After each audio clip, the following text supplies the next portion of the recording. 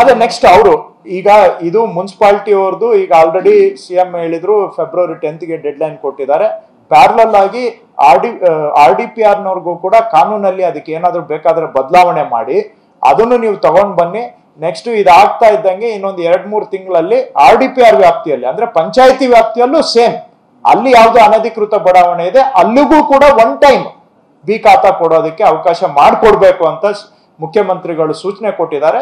So RDPR ಇಲಾಖೆಯವರು ಅದನ್ನ ತಯಾರಿ ಮಾಡ್ತಾ ಇದ್ದಾರೆ. ಬಹುಶಃ ನಾನು ನಿರೀಕ್ಷೆ ಇಟ್ಕೊಂಡಿದ್ದೇನೆ 1-2 ತಿಂಗಳಿನಲ್ಲಿ ಅವರು ಕೂಡ ಅನುಷ್ಠಾನದ ಮಟ್ಟಕ್ಕೆ ಬರುತ್ತೆ. ಯಾಕಂದ್ರೆ ಅವ್ರೀಗ ಫೈಲ್ ವರ್ಕ್ ಮಾಡ್ತಾ ಇದ್ದಾರೆ, ಪೇಪರ್ ವರ್ಕ್ ಎಲ್ಲ ಬೇರೆ ಡಿಪಾರ್ಟ್ಮೆಂಟ್ಗಳನ್ನ ಕನ್ಸಲ್ಟ್ ಮಾಡಿದ್ದಾರೆ. ಸೊ ಅವರು 1-2 ತಿಂಗಳಲ್ಲಿ ಅವ್ರದ್ದು ಕೂಡ ಇಂಪ್ಲಿಮೆಂಟೇಷನ್ ಬರುತ್ತೆ. ಬಟ್ ಫೆಬ್ರವರಿ 10 ಇಂದ ನಗರ ಸ್ಥಳೀಯ ಸಂಸ್ಥೆಗಳಲ್ಲಿ ಅನುಷ್ಠಾನ ಆಗ್ಬೇಕು ಅಂತ.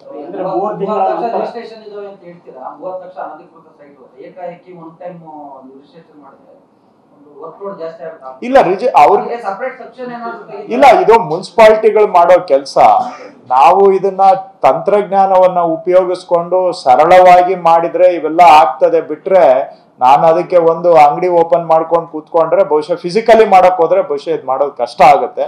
ಸೊ ಅದಕ್ಕೆ ಹೇಗೆ ನೋಡೋಣ, 3 ತಿಂಗಳು ಒಳಗಡೆ ಮುಗಿಸ್ಬೇಕು ಅಂತ ನಾವು ಹೇಳಿದ್ದೇವೆ, ಅನುಷ್ಠಾನ ಮಾಡ್ತೇವೆ. ಈಗ ತಯಾರಿ ಮಾಡ್ಕೊಳಕ್ ಹೇಳಿದ್ದೇವೆ ಇವತ್ತು, ಸೊ ದಟ್ ನಾಳೆ ಅದು ಈ ಅನುಷ್ಠಾನ ಸಲೀಸಾಗಿ ಆಗ್ಬೇಕು ಅಂತ.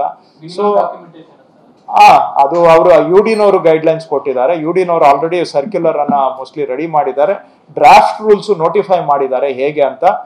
ಫೆಬ್ರವರಿ 2ಗೆ ಡ್ರಾಫ್ಟ್ ರೂಲ್ಸ್ ಕೊನೆ ದಿನ ಇದೆ ಅಬ್ಜೆಕ್ಷನ್ಸ್ಗೆ. ಫೆಬ್ರವರಿ 2 ಆದ್ಮೇಲೆ ಅವರು ಫೈನಲ್ ಆ ಡ್ರಾಫ್ಟ್ ರೂಲ್ಸ್ ಅಲ್ಲಿ ಏನೋ ಅಬ್ಜೆಕ್ಷನ್ಸ್ ಬಂದಿದೆ ಅದನ್ನೆಲ್ಲ ವಿಚಾರಣೆ ಮಾಡಿ ಫೈನಲ್ ರೂಲ್ಸ್ ಅನ್ನ ಬಹುಶಃ ಫೆಬ್ರವರಿ 10ಕ್ಕೆ ಮೊದಲು ಇಶ್ಯೂ ಮಾಡ್ತಾರೆ. ಅದ್ರ ಬೇಸಿಸ್ ಅಲ್ಲಿ ಆನ್ಲೈನ್ ಅಲ್ಲೇ ಇದು ಮಾಡುವಂತಹದ್ದು, ಪೇಪರ್ ಬಿಸ್ನೆಸ್ ಅಲ್ಲ.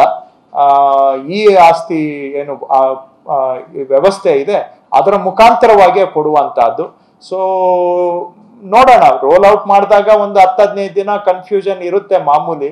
ಬಟ್ 1 ತಿಂಗಳಲ್ಲಿ ಅದೆಲ್ಲ ಸ್ಟೆಬಿಲೈಸ್ ಆಗುತ್ತೆ ಅಂತ ಅನ್ಕೊಂಡಿದ್ದೇವೆ. 3 ತಿಂಗಳು ಟೈಮ್ ಕೊಟ್ಟಿದ್ದೇವೆ.